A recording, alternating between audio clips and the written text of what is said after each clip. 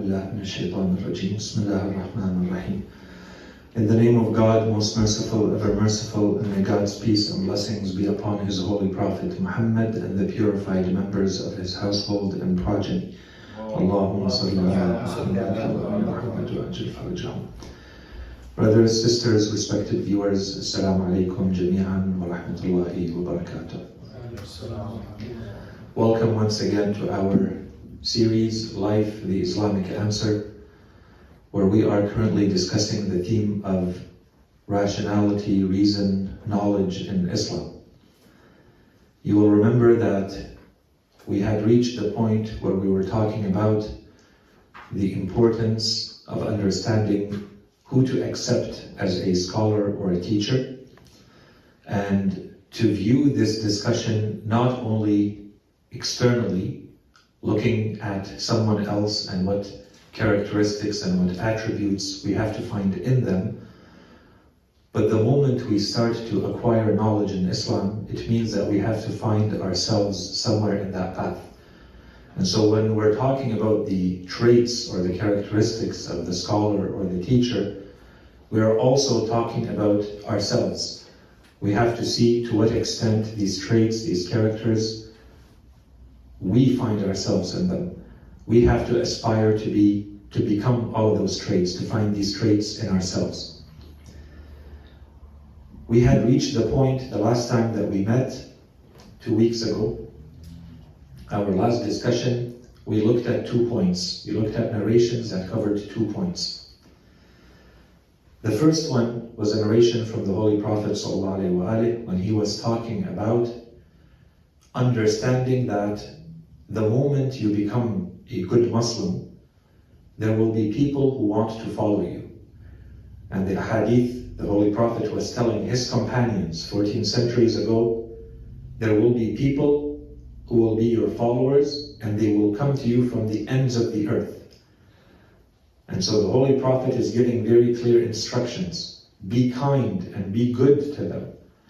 And so these are part of the traits, the characteristics that the Holy Prophet wants to find in his followers, and we have to find in anyone who teaches, that you have to teach with kindness and with mercy, and understand that what you have is something very valuable.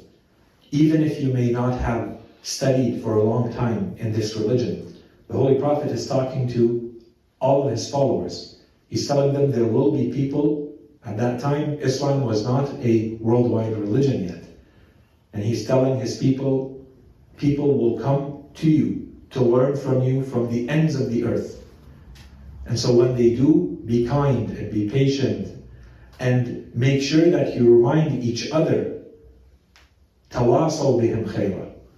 Make sure that you remind each other to be good towards them. And so this means that there's a collective dimension. It's not just individual. That together we have to work towards making sure that these teachings are reaching others. That was one discussion that we had. The second discussion was from a hadith coming to us from Imam Sajjad alayhi salam, Imam Zayn al-Abidin, when he is talking about the rights. As you will remember, Imam Sajjad alayhi salam left us this legacy called the Treatise of Rights, the Treaty of Rights, in which he explains the rights that different individuals in society have upon each other, even the right of Allah subhanahu wa ta'ala, the rights of your body parts upon you, and so on and so forth. And in there, at some point, alaykum assalam wa rahmatullah, alaykum assalam wa rahmatullah, Imam Sajjad alayhi salam, at some point he talks about the right of the young, the right of anyone who is younger than you. And we saw that the Imam says that the main right towards someone who is younger than you is that you are merciful towards them, that you show them mercy. And then the Imam explains, in what way do you show mercy? If you guys remember, Imam Sajjad says, you show them mercy in teaching them. That was the first trait that the Imam says. And this is once again a reminder of the importance of teaching and knowledge in our religion. We may come up with all sorts of ways to think that this is the best way to show mercy to a child or to your own child. Imam Sajjad alayhi salam says the best way the exemplary way to show that mercy to the child is to teach them. And then he goes into more detail. And we said in Arabic, it could mean two things. It could mean, the Imam is saying, you show them mercy while you teach them. So be patient, be kind, be gentle, be merciful when you teach them. That's one meaning. And there's a much more deep meaning, which is you show them mercy by teaching them. The act of teaching them itself is the mercy. Yes, of course you have to be merciful and patient and good while you teach them. But more important than that is that you show them mercy by teaching them, by making sure that the knowledge, the values, the principles, the beliefs actually get to them. And they learn from you in that way. That was the last discussion we had. So inshallah today we continue. We are now, I think, at lesson 23, 24 of the characteristics of this teacher or scholar. We're trying to wrap it up. So inshallah today we're going to add one more dimension. Inshallah we'll have time to finish it. And it's a dimension we started to talk about earlier. In this next hadith, you're going to see that it talks about a couple of points that we've talked in depth and in detail about, so we're not going to comment on them. We want to focus on the last part. Imam Sadiq alayhi salam, he says, قام عيسى ابن مريم عليه السلام في بني إسرائيل فقال يا بني إسرائيل لا تحدثوا بالحكمة الجهال فتظلموها ولا تمنعوها أهلها فتظلموهم ولا تعينوا الظالم على ظلمه فيبطل فضلكم. Imam Sadiq alayhi salam says, Prophet Isa alayhi salam, Prophet Jesus, peace be upon him and upon our holy prophet, he stood amongst Bani Israel, amongst his people, and he said, O children of Israel, do not speak of wisdom to the fools, for if you do, you would have acted unjustly towards wisdom. And then he said, and do not withhold it from its rightful people, the people of wisdom. Don't hold it back, share it with them, because if you do not, then you would have been unjust to them. And then, so those parts we've talked about at length in the past. Who do you talk to? Who do you share with? And how do you share this information? What's the best way? It's not just because you know something that you have to be talking about it to everyone you encounter all the time in any way. Right? And we went through a lot of hadith that talk about this. The wisdom of what you say, when do you say it, how do you say it, and to whom do you say it. The point of this hadith for us today is to add the social and political dimension that we wanted to cover quickly in today's lecture, and that's it, we will wrap up this topic. Prophet Isa alayhi salam added, after those two statements that we've covered, and he said, and do not support the oppressor in his oppression, lest your favor is nullified. You have favor. Allah subhanahu wa ta'ala has bestowed a favor upon you by giving you knowledge. If the way you're using that knowledge is to support the oppressor, is to allow the oppressor to continue in his oppression, then your favor, this divine favor that you have, which is knowledge, is now nullified. Allah subhanahu wa ta'ala cancels out all of the favor that you have by carrying the knowledge, by being a scholar, by being someone who is knowledgeable. This trait is something we started to talk about many, many lectures ago, when we started to talk about the importance of knowledge. And how, when Islam talks about scholars, this is a warning that it repeatedly states, all the time. The moment you have knowledge, be careful from a few things. One of them is, be careful that this knowledge is not being used to help those who oppress. Ensure that your knowledge is not helping oppression, leading to more oppression. And we had lengthy discussions about why. Why does Islam focus on this? We said from the beginning, Islam focuses on anyone who gains power in society. And it adds a lot of warnings. One of the powers in society is that you have money. Money means power in society. You can do a lot more if you have money than if you don't. Islam doesn't say don't get money. It says go get all the money you want. But there are warnings. Don't abuse of that power that you now have. Make sure that it's always contributing to the good. Make sure that it doesn't contribute to evil and bad and corruption. So there's a lot of reminders about that. Another form of power in society, today this is considered very modern, very progressive thought, that knowledge itself is power. Islam talked about that 14 centuries ago. And so, warnings. It doesn't say don't get knowledge. No, it says go get all the knowledge you can. But warning, now you have power that other people don't have. So one of the warnings is make sure that this is not going to be used for evil, for wrong. You now have an extra responsibility that the person who doesn't carry the knowledge doesn't have. You have knowledge. You have to see what are you contributing to with that knowledge? What is it leading to? Is it leading to more good in society? Is it leading directly to those who oppress to oppress more? You're enabling them?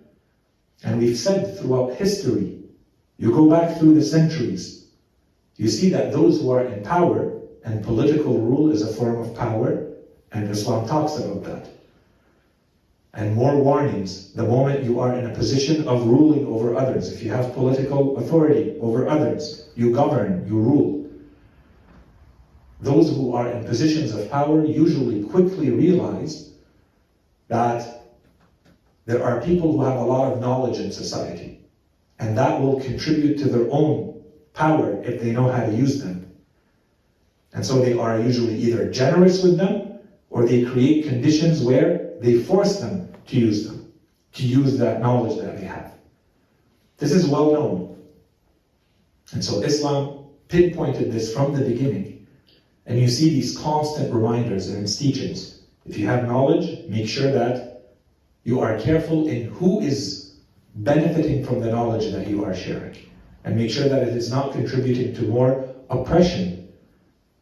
And that it is not the oppressor who is becoming greater and more powerful in his oppression because of your knowledge. And one point, because we already saw a number of hadith, a number of narrations that specifically spoke about this warning that your knowledge should not contribute to more oppression. And in those we noticed a trait that is not here in this hadith. In all of those other hadith, many of them, the Imams were trying to tell us not everyone who claims to be a scholar and knowledgeable should be trusted, and you should open your mind and your heart to them just because they carry knowledge, they carry information. You have to distinguish between the true scholar and the fraudster. And the distinction is not how much knowledge they carry. It's how are they going to affect your soul. That was the distinction. And how am I supposed to know that? They all carry information. So we have to look at other traits. You'll remember some of them. How much importance does this person give to the afterlife? How much importance do they give to this world? How much do they contribute to oppression in society? This was a trait. I want to recognize the true scholar from the fraudster. One of the main traits was, how much are they helping the oppression? How much do they stand against the oppression? Not how much knowledge they have. There's a lot of people who can carry a lot of knowledge. What are they doing with that knowledge? What does it contribute to? Okay, this is what we had covered, and so we see it in this hadith again. Now, there's a couple of points I wanted to mention here very quickly. The first one is that at the end of this hadith, I'm not going through all the details, but I know some of you are very interested in this, and so I mentioned them. At the end of this hadith, it says al-khabar in Arabic. So I just wanted to add a couple of technical details here, because we hear these words, we use them interchangeably in this series, in our lectures. But there's a few technical terms that come again and again in the hadith. What's the difference between them? There's khabar, there's sunnah, there is hadith, there is athar, Why are these different words used? You can use them interchangeably and say they're all synonyms. They kind of, all of them mean the same thing. But if you want to be a little bit more technical, you have to see whether the scholar who's using it means that technical meaning. Khabar means we're being informed about something that was said or done by the Ma'soom, by the infallible, by the Holy Prophet ﷺ. That's one definition. So it's not the actual words of the Prophet or the actual act that we are being told. We're being told about it, just like in this case. It's like you're hearing a story. We've gone through a lot of these ahadith where we're told, for instance, the companions say, we went to perform the pilgrimage and we entered and we saw Imam Sadiq sitting and we went and asked him. That's a khabar. We're getting a story. We're being told that the Imam said this, the Imam said something, or the Imam did this, and we asked him, and then we left. That's a khabar. Right? Because we're being informed in general about something that was said or done by the Ma'soom. That's one way khabar is used. The second way khabar is used is that it's not the Holy Prophet's saying. Some scholars in the Shi'i school reject this, some scholars accept this. You see many books of our A'imma, the sayings of the Imams, they carry the title, in their title they carry khabar or akhbar. Al-akhbar. Al-akhbar, or we have a whole school of thought called al-akhbariyin. The reference is to what? The emphasis is on what? The emphasis here is on the sayings of the Imams, not the sayings of the Holy Prophet. This is a distinctive feature. They say this is a khabar, as opposed to a hadith. Hadith is the Holy Prophet, a khabar is from the Imams. Not all scholars use it this way, but this is a well-known usage. Okay? And then there's also, if you go back in the books of, the technical books of hadith, sometimes they use this term with ahad. Ahad is when there are not a lot of narrators in the chain of narration, there's only one person, maybe two, who have narrated a hadith. And so you can't say that there are, it's like an event that happened and you have 10 people who witnessed it, and each one of us is going to go and repeat that event to others. This is what's called mutawatir, right? It's repeated by independent sources. And so they corroborate each other, and you say the likelihood that they are all lying is very low. But if you have only one person who narrates a hadith, you call that ahad. And so it puts it in a very doubtful category. We need something to help us corroborate it. And usually, when they say ahad, they always use the term khabar. They say khabar ahad. So sometimes the use of khabar is to weaken the authenticity of a hadith. Okay? This is something to keep in mind. Of course, sunnah means that the person who says this is sunnah, to them it's well established that this is something that the Holy Prophet did or said, for sure. They're very sure of that, so they call that a sunnah. For instance, when you see a book called Sunan al-Nabi, Sunan al-Tirmidhi, Sunan ibn Majah, right? He says, this is what I've looked at the whole life of the Holy Prophet, these are the things that I believe he truly said or he truly did. Okay, and so therefore, we can follow them. That's what we do. In addition to that, sometimes we have the term hadith. Hadith is specifically about the sayings of the Prophet. So it's sunnah, but sunnah could also be the act of the Prophet. Right? They would say it's sunnah of the Prophet, that when he would laugh, you don't see his teeth generally, or you don't hear him laugh. You see him smiling. Okay, that becomes a sunnah. That becomes a recommended act, for instance. Or that when he would drink water, he doesn't drink a lot of water in one shot. He makes it into 3 sips. Okay, that becomes a sunnah. These are very, simple recommendations, but you see this becomes a sunnah. Okay, some of them are very important acts, some of them are very trivial acts. Okay, and then you have athar. Athar is simply something that is said that is not from the Prophet. So for instance, it might be the companions of the Prophet. Or in our school, sometimes athar is also used as khabar. The sayings of the Imams, or anyone else. You might say, there is an athar, there is a saying that came to us from Abu Dhar. An amazing companion of the Holy Prophet ﷺ, but he's not an infallible. He's not a source of knowledge that Allah subhanahu wa ta'ala sent to us. He's just a really good human being who lived at the time of the Holy Prophet, who did everything like the Holy Prophet wanted him to do. And so we want to follow him as a role model, but we're not going to put him on the same level as the Holy Prophet, right? And so they distinguish between his saying, they say, but this is an athar, right? So that when you see it, you don't say this is a hadith.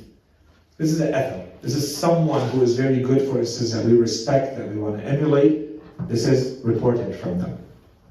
In any case, very quickly. We move to the next hadith. The duties of the teacher. We're still on that topic. And we are now focusing on this social/political other dimension. There is this hadith attributed to the Holy Prophet ﷺ in which he says, إِذَا ظَهَرَتُ الْبِدَعْ فِي أُمَّتِي فَلْيُظْهِرْ الْعَالِمْ عِلْمَهُ فَإِنْ لَمْ يَفْعَلْ فَعَلَيْهِ لَعْنَةُ اللَّهِ. If or when innovations appear in my nation, innovations meaning there are things that are changing what people understand as being religion or non-religion, being truth and not truth. Okay, so when innovations appear in my nation, let the scholar manifest his knowledge, make his knowledge known, because that knowledge is supposed to be truth, and truth is now becoming ambiguous.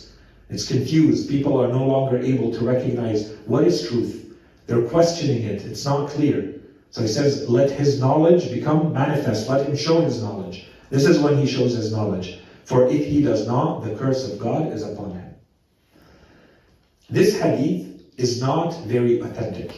It's very well known. It's a very popular hadith. It's narrated a lot.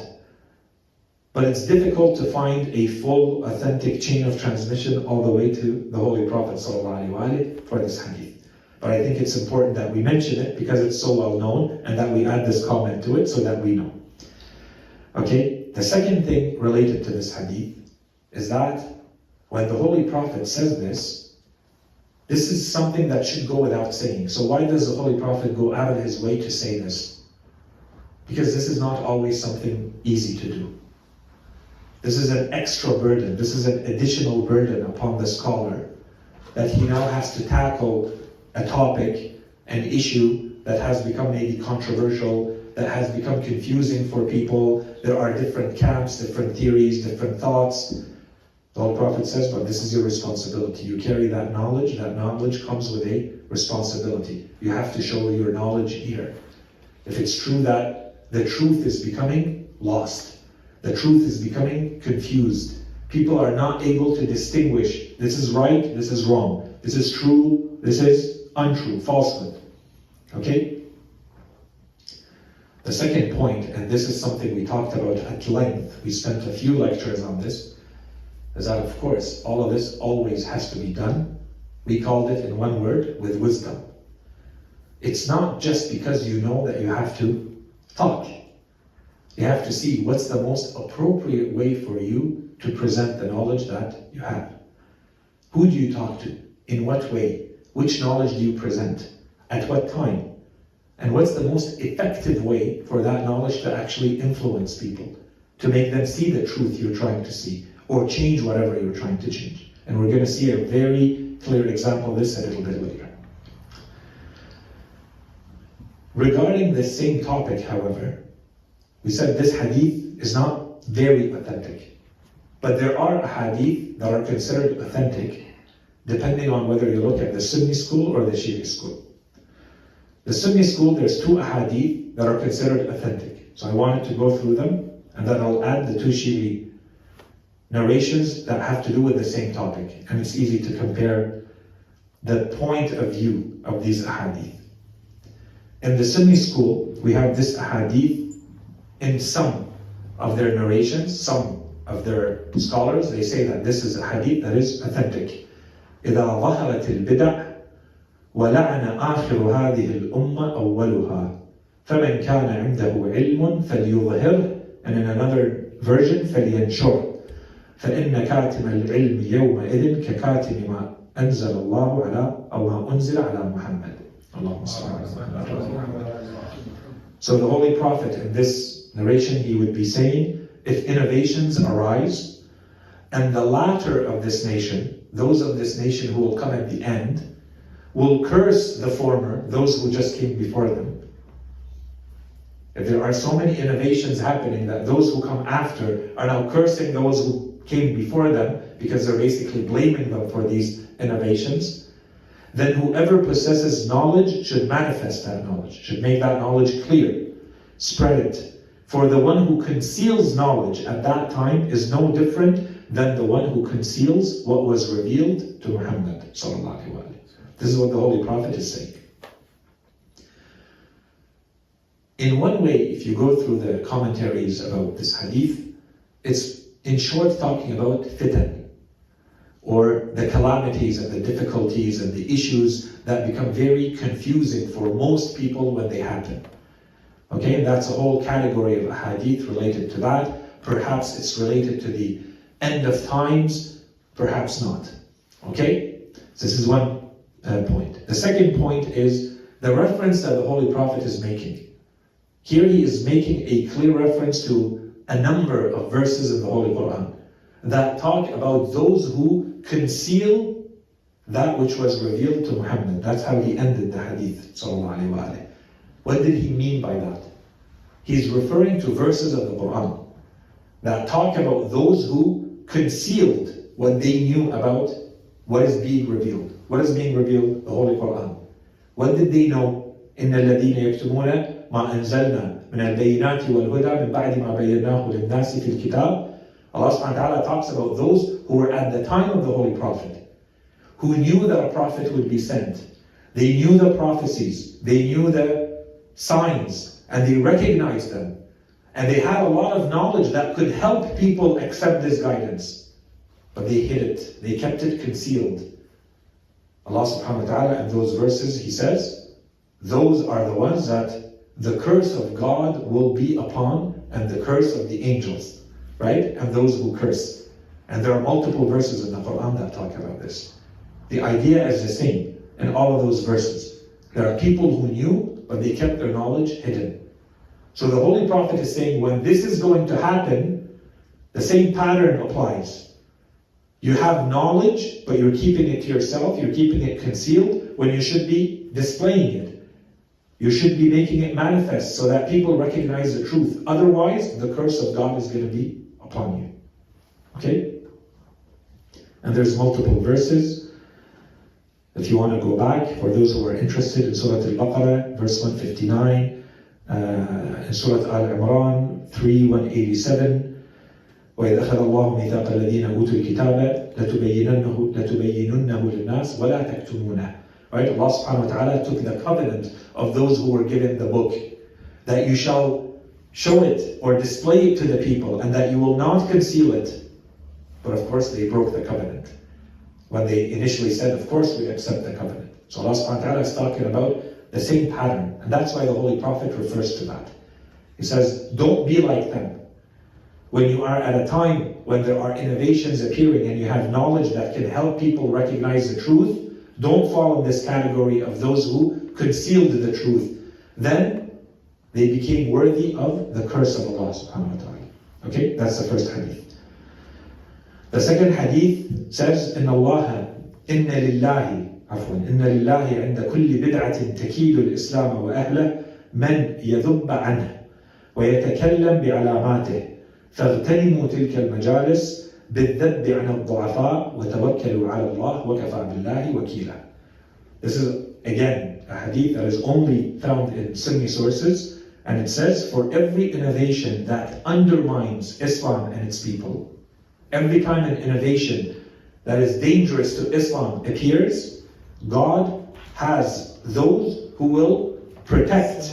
Alaykum as-salam wa rahmatullah. God has people who will protect this religion and its people, and who explain its signs, who explain this religion to people. So seize those gatherings and defend the weak. And you remember at the beginning when we talked about knowledge, we said, when you see this weakness, Islam is not talking about a physical weakness, right? When it talks about weakness in the ahadith, it's talking about weakness in belief, weakness in knowledge, weakness in argument. There's always a duty upon the scholars to help the weak. Who are the weak? The weak in knowledge. The weak are those who are influenced by the arguments that they hear and they don't know how to counter them. And so they fall for whatever they're hearing, even though it may be evil, even though it may be falsehood. Okay? So in this case, the Holy Prophet is saying, this is going to happen. Innovations will appear. When those innovations appear, Allah subhanahu wa ta'ala always will have people who will defend this religion and its people. So the Holy Prophet says, so seize those gatherings. Make sure that you are a part of those gatherings where this knowledge is being shared, so that you are benefiting from it and that the innovations are not affecting you. And defend the weak. So seize those gatherings and defend the weak. And then he says, put your trust in God, for God is sufficient as protector. We said these are two Sunni ahadith. I wanted to counter them with two Shi'i ahadith that we find about the same topic.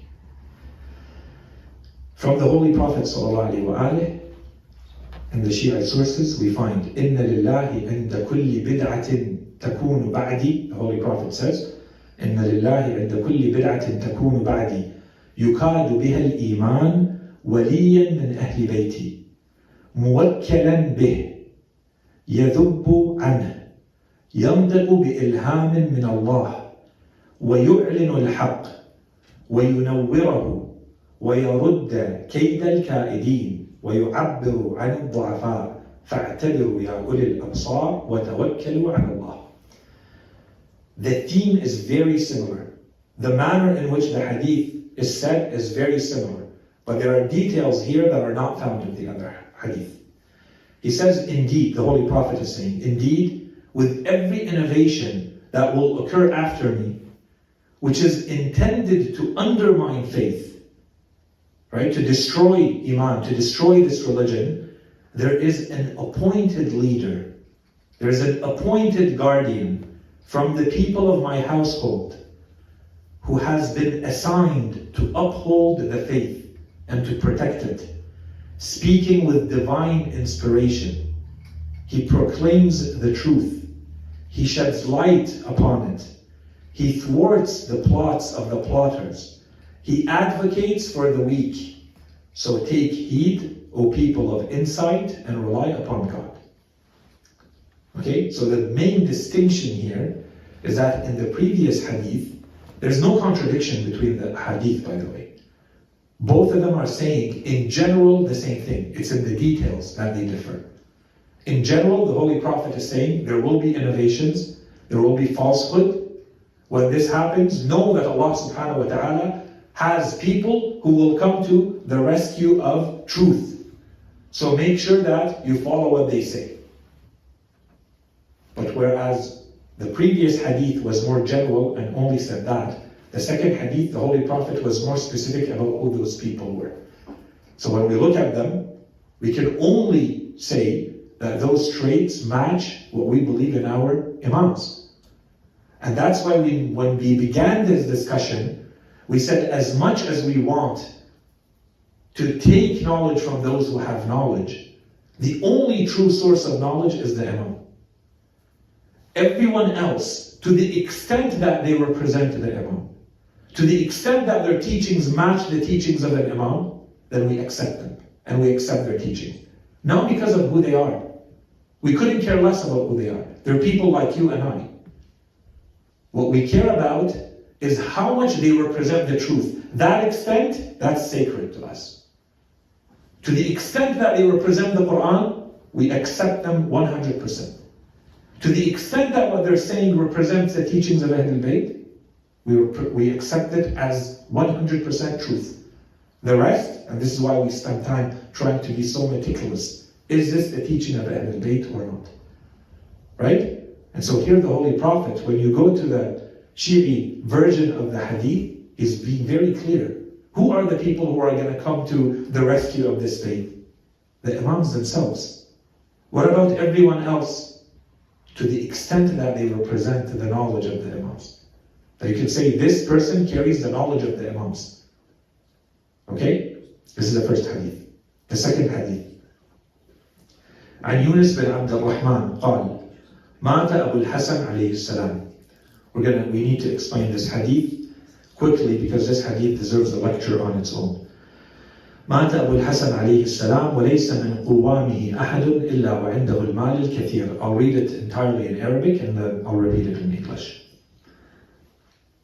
وليس من قوامه أحد إلا وعنده المال الكثير، فكان ذلك سبب وقفهم وجحودهم لموته. وكان عند زياد القندي 70,000 دينار، وعند علي بن أبي حمزة 30,000 دينار. قال: فلما رأيت ذلك وتبين الحق وعرفت من أمر أبي الحسن الرضا عليه السلام ما علمت، تكلمت ودعوت الناس إليه. قال: فبعث إلي وقال لي: ما يدعوك إلى هذا؟ إن كنت تريد المال فنحن نغنيك. وضمنا لي 10,000 دينار وقال لي: كف. فأبيت وقلت لهم: إنا روينا عن الصادقين عليهم السلام أنهم قالوا, the point of the hadith, إذا ظهرت البدع فعلى العالم أن يظهر علمه، فإن لم يفعل سلب منه نور الإيمان. وما كنت لأدع الجهاد في أمر الله على كل حال، فناصباني وأضمر لي العداوة. Okay, so there is this companion who says, I was alive at the time of Imam al-Kadhim alayhi salam and Imam al-Rida alayhi salam. His name is Yunus bin Abd al-Rahman.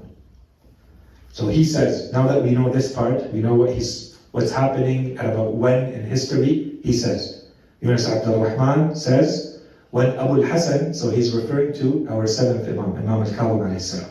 He says, when Abu al-Hasan passed away, those who administered his affairs had a great wealth in their hands. We know that Imam al-Kadhim alayhi salam spent many years in jail. And so those who represented the Imam to the people, they controlled a lot of the affairs of the Imam. The Imam was not present among the people. The Imam was in jail. And at that time, many of the people who were followers of the Imam, their financial affairs were a lot better than there used to be in the time of previous Imams, for all sorts of reasons. So people are sending their charity, their sadaqat, their khums to these representatives of the Imam. So at the time of the death of Imam al-Kadhim alayhi salam, this narrator says, if you would go to look at the representatives of the Imam, people like you and I, who had studied religion and become scholars, and people recognize them as scholars, this narrator says, all of them still had huge amounts of money with them, because people had given them that money to tell the Imam, so that the Imam administers the affairs of his followers. But the Imam passes away, and those people still have the money. So who should tell them what to do with that money? The next Imam, Imam al-Rida alayhi salam, his son, right? What did they do? They said, this is the end. There are no more Imams. And they created a new version of religion. They became the Waqifah.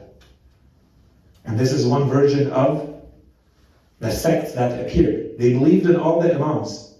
But now that the Imam passes away, and they find themselves carrying this huge amount of money, they decide that the money is more important. And they said, that's it, that was the last Imam.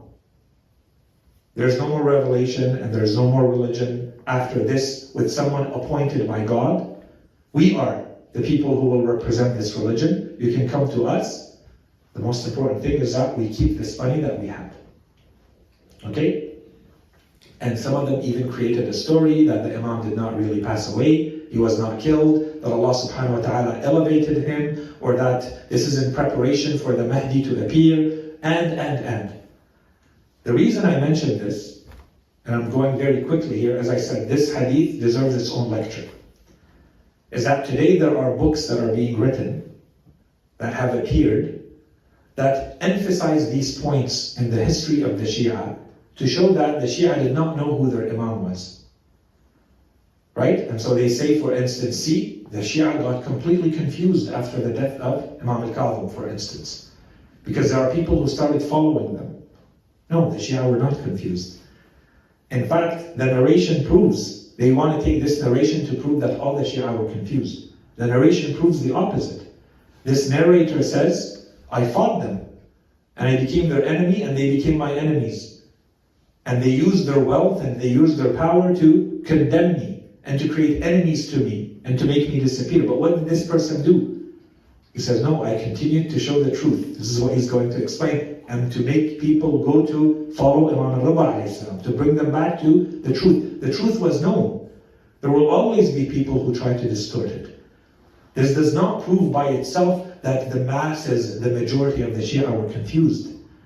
Okay? So this is the reason I mentioned this. In any case, one day, inshallah, we'll go in a lot more detail here. So he says, those who administered the affairs of Imam al-Kadhim alayhi salam had a great wealth in their hands. This was the reason for their stopping. Stopping as in waqf, he says. They stopped to believe in the next Imam. And their denial of his death. There's a group that appeared that said the Imam didn't die. Because they have a lot of money, and if they say the Imam died, everybody will tell them, well, go to the next Imam to see what to do with all the money you have. At the time, Ziyad al-Qandi had 70,000 dinar. I did the calculation very quickly. When they say dinar, the weight of the dinar is known. And the dinar is a dinar of gold. So my calculation quickly means that he had about $15 million. Okay, 245 kilograms of gold. So about $15 million by today's standard. And Ali ibn Hamza, for those who don't know this, who don't recognize this name, the popular name that we have for him, because he's mentioned in so many ahadith, this is al-Bata'ini. Ibn Abi Hamza al-Bata'ini. He is the inventor of a sect. He used to be a scholar, someone who represented the Imams, and overnight, he creates his own religion because of this money and nothing else. Okay? He says he had 30,000 dinar, about half, about 7 million. When I saw this, the truth became clear to me, and I became aware of Abu al-Hasan al-Rida alayhi salam. I knew where Imam al-Rida alayhi salam was. So I spoke out and invited people to him. They sent me messages. They sent letters and messengers. And they said, what is it that compels you to do this? If you desire wealth, we will make you wealthy and guarantee 10,000 dinars for you. We'll send you 10,000 dinars, just don't ruin things for us. They told me to stop, but I refused and said to them, we have indeed narrated from the truthful ones. So I didn't want to take just this part because this is a point of the hadith. So this would be an athar based on what we said. Because he's not telling us exactly which Imam is saying it. And so he's a companion who says this is something that we're attributing from the Imams. Okay, and we consider him to be a trustworthy companion. He says, when innovations appear, it is upon the scholar to manifest his knowledge. If he fails to do so, the light of faith will be taken away from him. This is the time that you show your knowledge. And then he told them, and I am not one to abandon the struggle in the cause of God under any circumstance. So they became filled with hatred towards me and harbored enmity against me. And so this becomes a whole chapter of Islamic history that needs to be studied. We're not going to say more than what we said. Inshallah, this was enough. We leave it to another time to go into the details. I'm just going through my notes here for this hadith.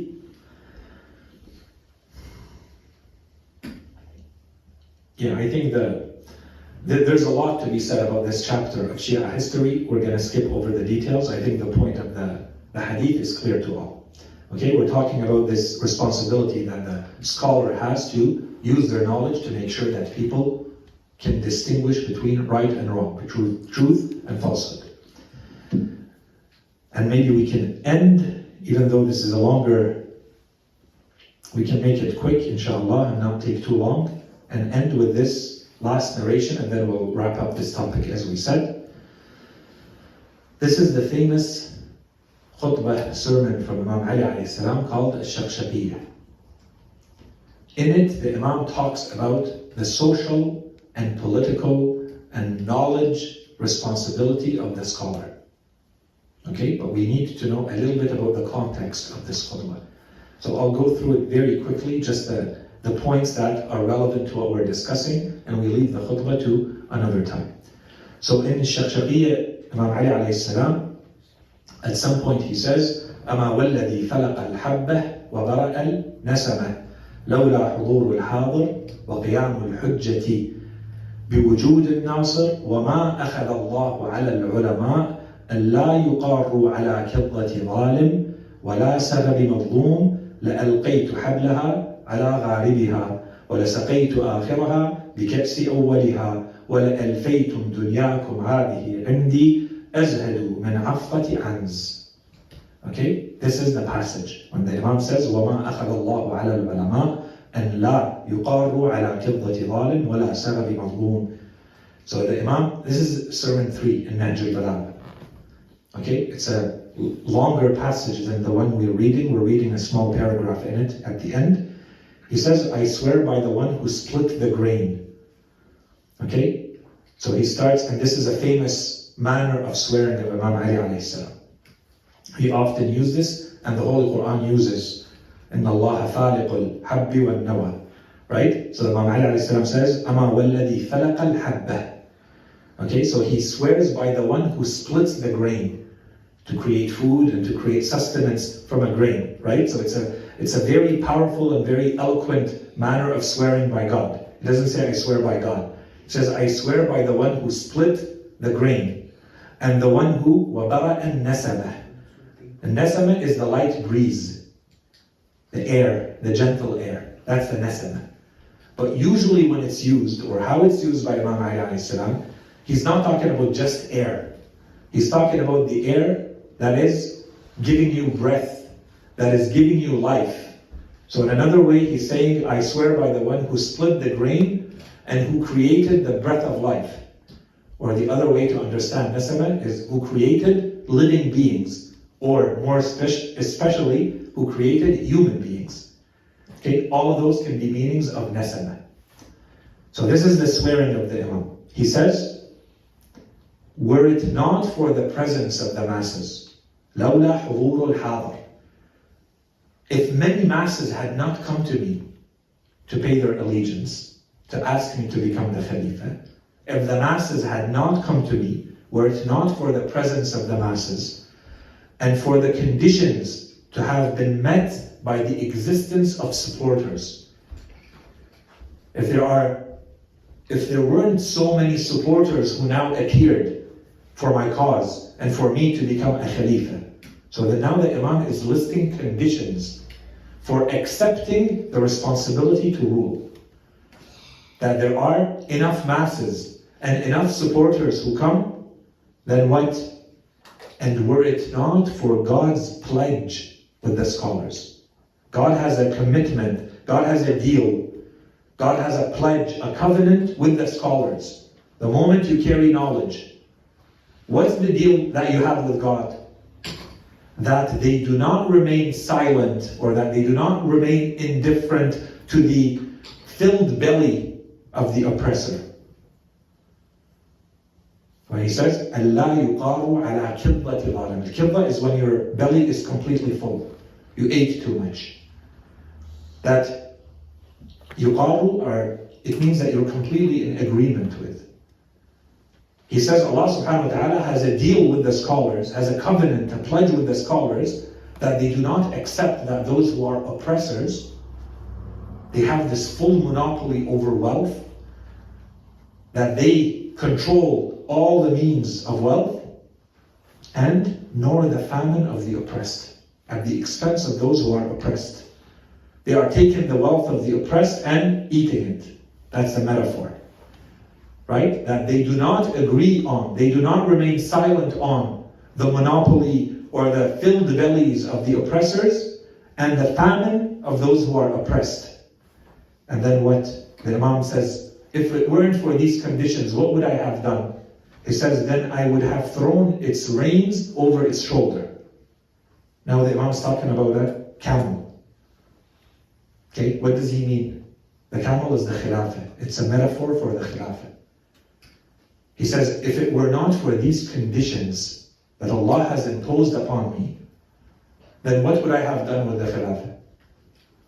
If the Khilafah was a camel, I would have taken the rein and I would have thrown it over its shoulder. Which means what? Which means that I don't care about it. The moment the reins are let go, the animal can go wherever it wants. Right? You no longer control the animal. You don't care about that animal.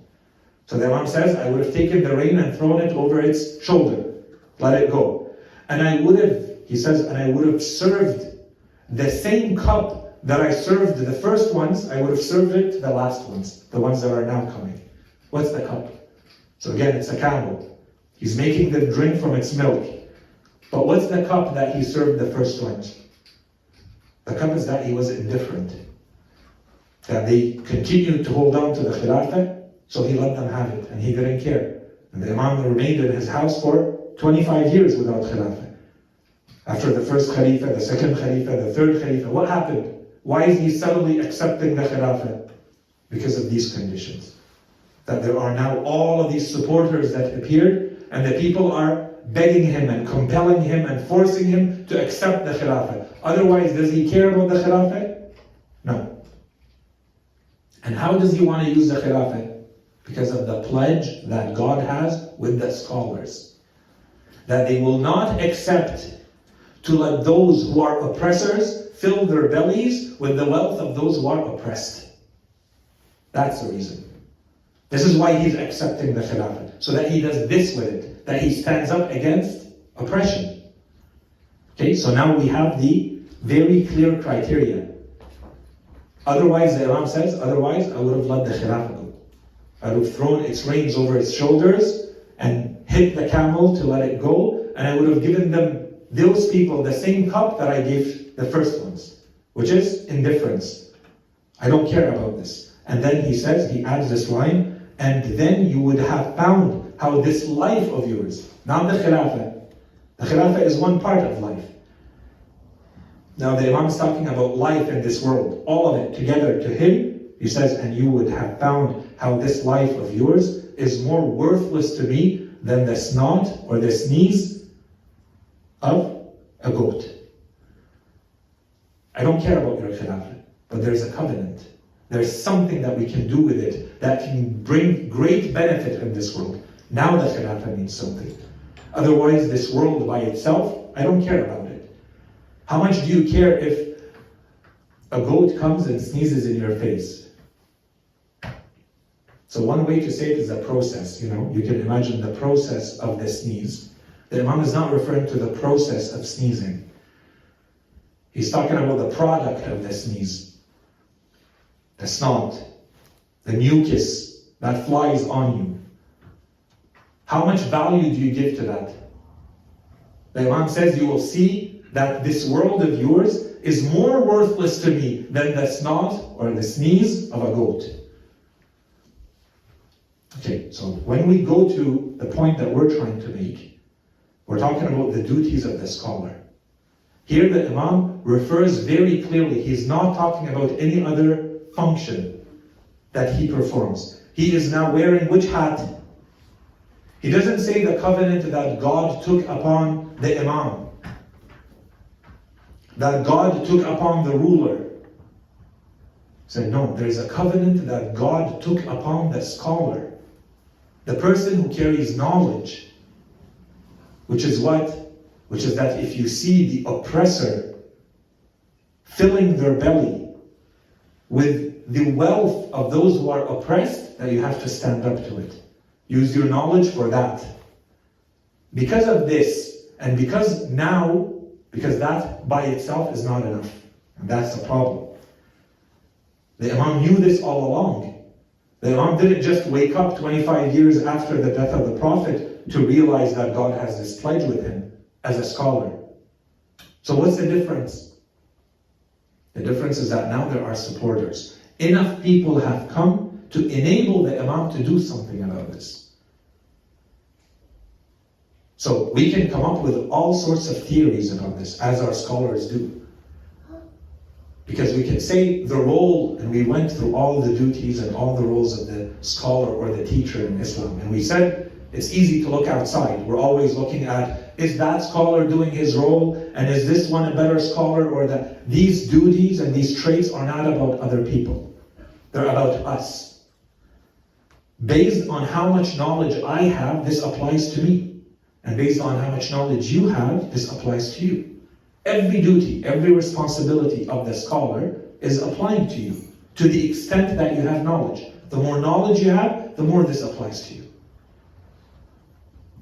And so the Imam is saying the difference now, 25 years after the death of the Holy Prophet, the only difference is that now there are supporters.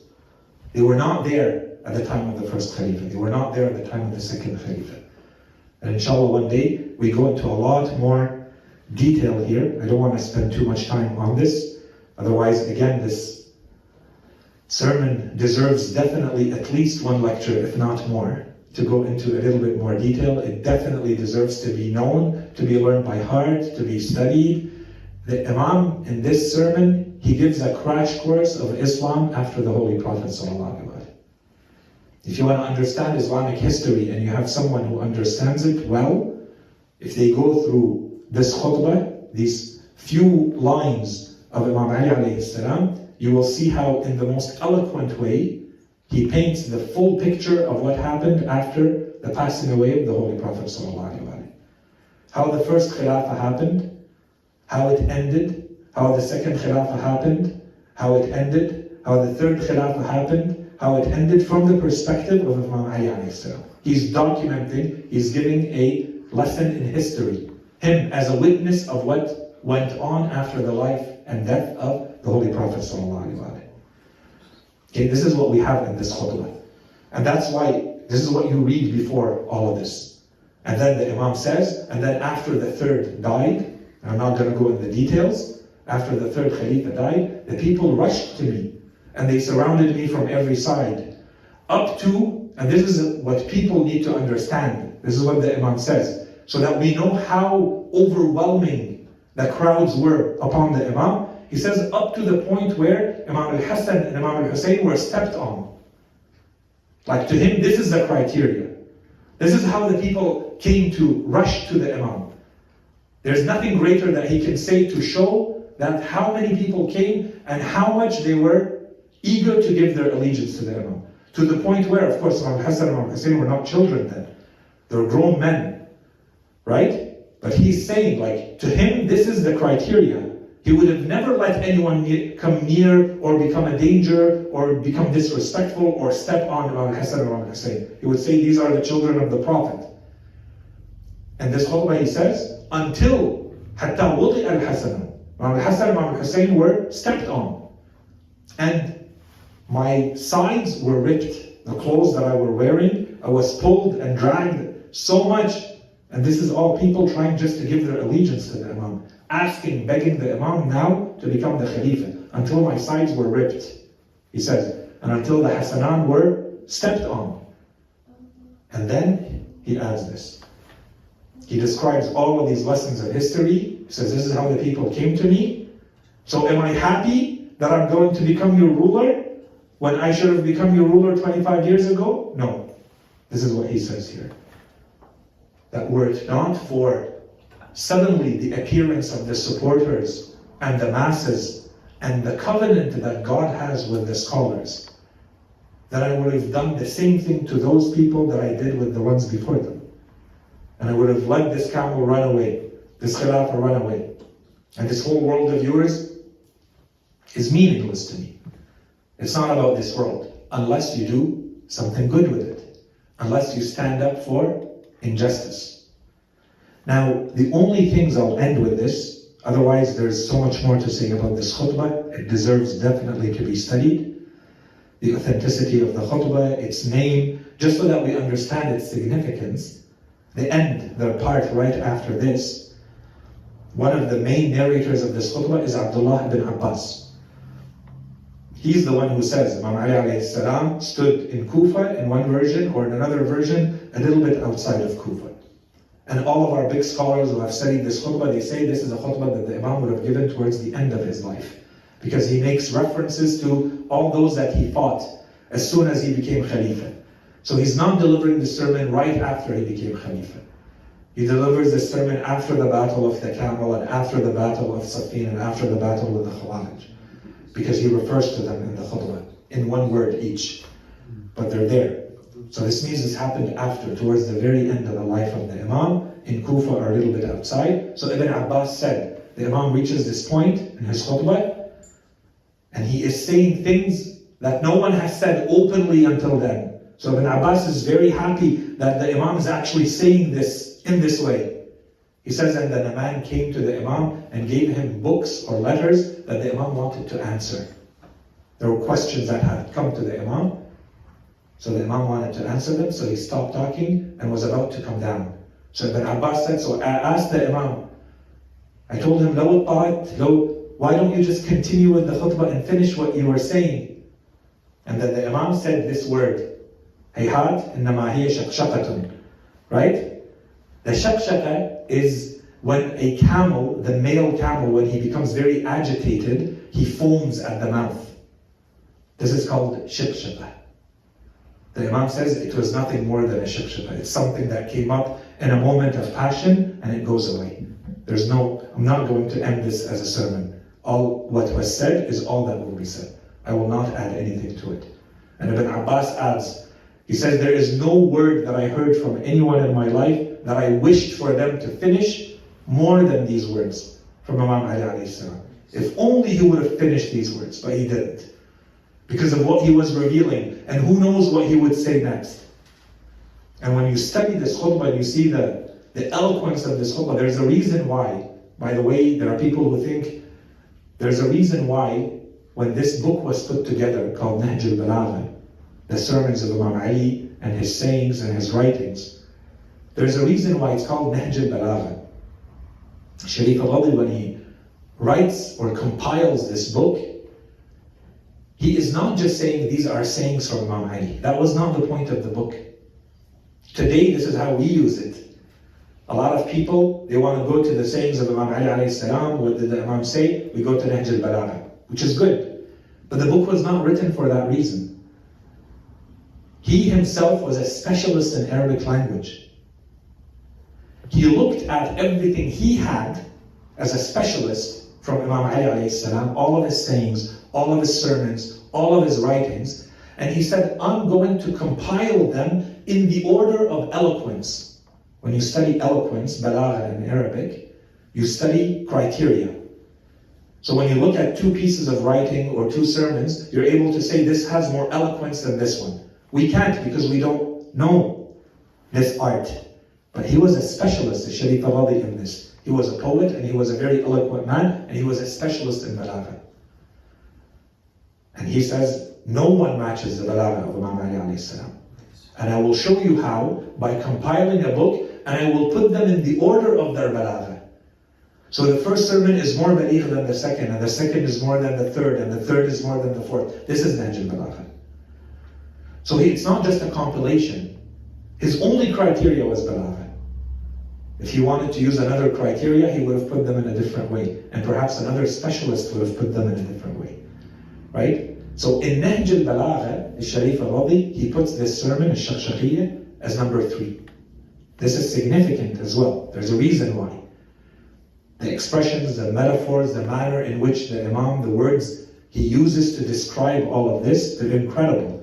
Every word requires a whole study. Why did the Imam choose this word? Why did he say it in this way? That carries meaning. Okay?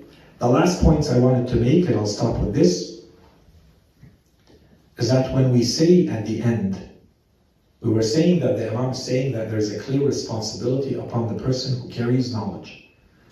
That responsibility is humanitarian, that responsibility is social, that responsibility is political. Yes, it's there.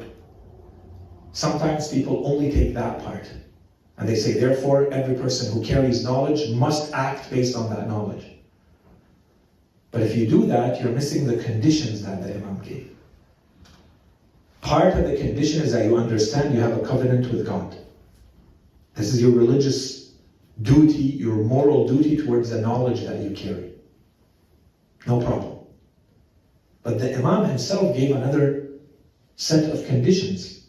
He said, if it were not for the supporters, and were it not for the masses to come, quality and quantity of people, you have enough people who can do enough influence, enough work. Now it becomes compulsory upon me to accept your khilafah. Now I must become your ruler. Because there are enough people who have come requesting it. Otherwise, the condition is not met.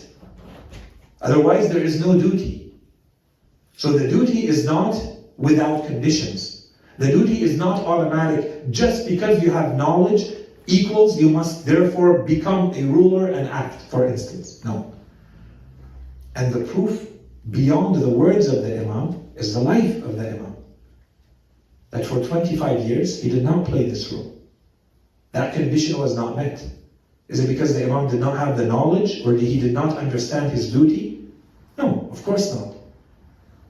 It's because this condition of having enough supporters who by themselves want the Imam to perform this role, and they tell him, we will support you in performing this role, then the condition is not met.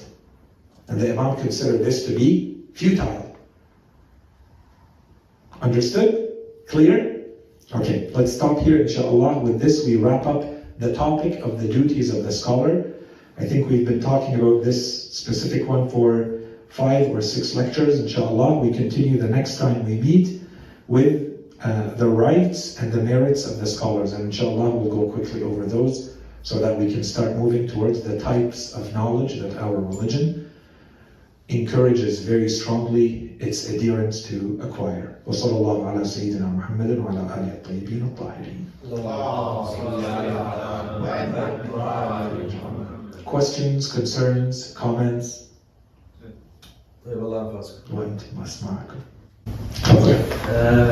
Just, I don't know if you missed something, because you were talking about the speech and how he ended it when the book came.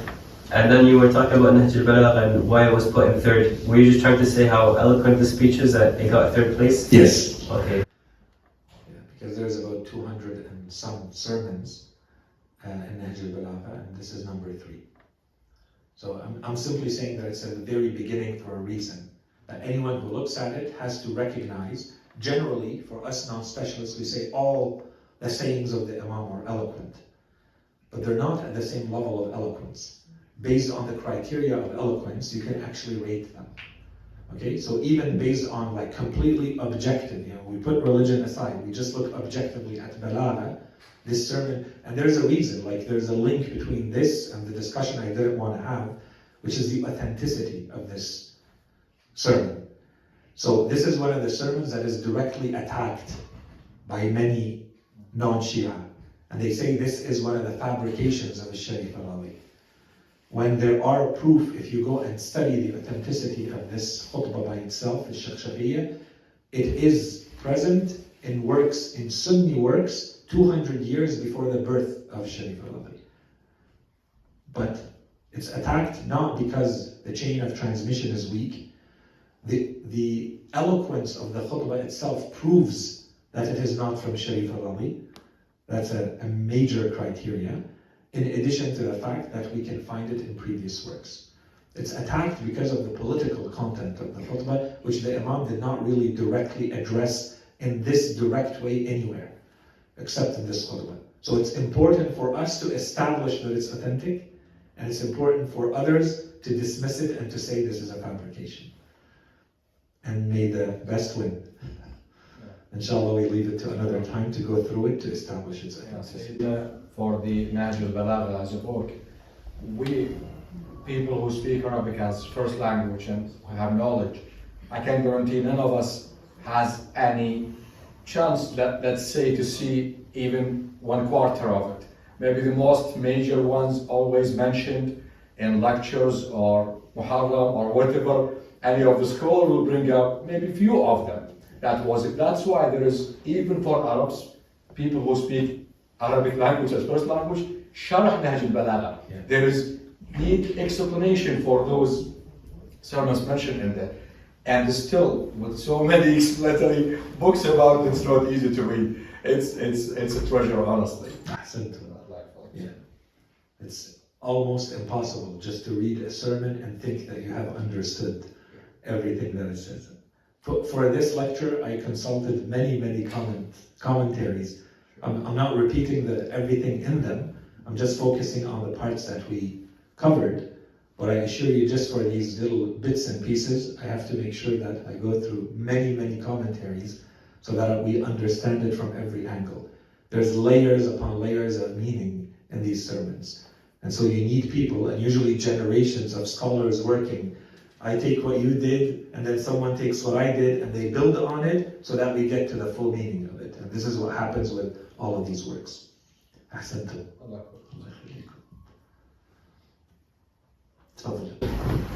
Was Sharif al-Ali present for the khutbah that he put in the book? No, so good question, but no. Sharif al-Ali came some 500 years or more after Imam Ali alayhi salam. So he is coming much, much later, even more, much more later. Okay, and so he is simply compiling. He goes through the books and he finds everything that he considers to be authentic, that is reliable, that he can bring back when he looks at who narrated this, in which books are they reliable or not. He goes through everything he has and he picks and chooses the ones that he considers to be authentic, and then he puts them in this order that we see today, and we call it Nahj al-Balagha. And there are full studies about how he put this together, which works he used, and even in a lot of the sermons of Nahj al-Balagha, in fact, he did not give us the full sermon. He put a part of the sermon. So this is the part that he wanted to focus on, but it has a beginning and it has an end that we don't have. And so there are books that finish that for us. They give us the rest of the sermon. Okay, they say, for instance, this sermon is missing the beginning.